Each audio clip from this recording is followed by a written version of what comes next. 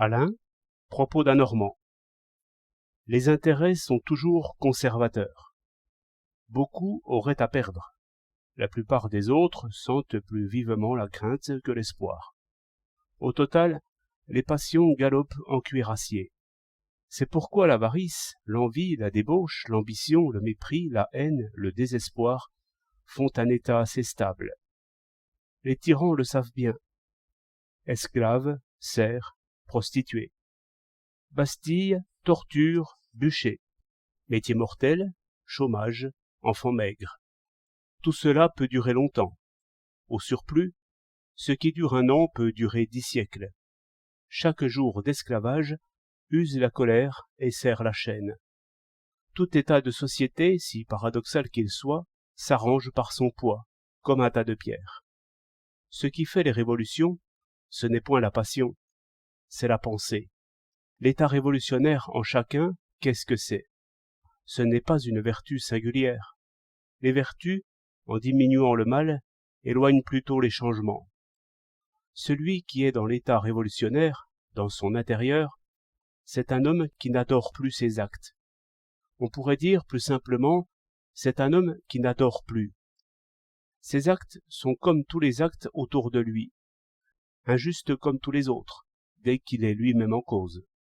Il profite du travail d'autrui, augmente ses appointements ou ses revenus, tire du plaisir de son argent, et dort même très bien.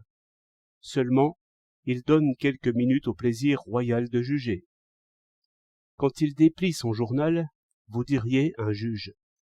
Le bon sens guillotine en lui à chaque minute. Voilà un singulier pape, se dit-il. Cet empereur a perdu la tête. Il faudrait traîner ce juge en jugement. Voici une grève. Ils ont raison. Je ferai comme eux. Ce diplomate fait rire. Il retarde de 2 siècles. Et c'est pour cela qu'on le paye. Ces ingénieurs sont des ânes. Ils ne pensent qu'à boucher les égouts. Mais où passera l'eau qui passait par l'égout? Ah, si j'étais roi. Mais je suis roi. Je vais écrire à mon député. Il pense. Il juge que ce qui est n'est pas très bien. Après cela, il replie son journal et marche à grands pas dans l'injustice. Disons qu'il se peut bien que les pensées d'un homme n'aient jamais changé ses actes. Mettez maintenant des milliers d'hommes ensemble. Chacun apporte ses passions, ses intérêts, ses opinions. Passion et intérêt se heurtent, mais toutes les pensées, autant qu'elles sont impartiales, s'accordent. Car il y a une vérité commune, la science le prouve par le fait. Ainsi, dans une masse d'hommes qui délibèrent, c'est la pensée qui fait la loi. Et il y a réellement, comme Jean-Jacques l'a dit avec force, une volonté générale du peuple assemblé. Dès que des hommes sont réunis, et pourvu que leurs intérêts se battent, l'esprit les mène. De là, au premier temps, ils ont formé l'idée d'un Dieu, meilleur qu'eux, qui les mène. Ainsi, les pensées, stériles en chacun, gouvernent le tout. Ils sont justes, non pour avoir voulu la justice, mais pour l'avoir pensée.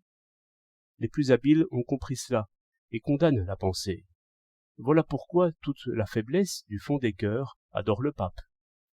14 septembre 1910.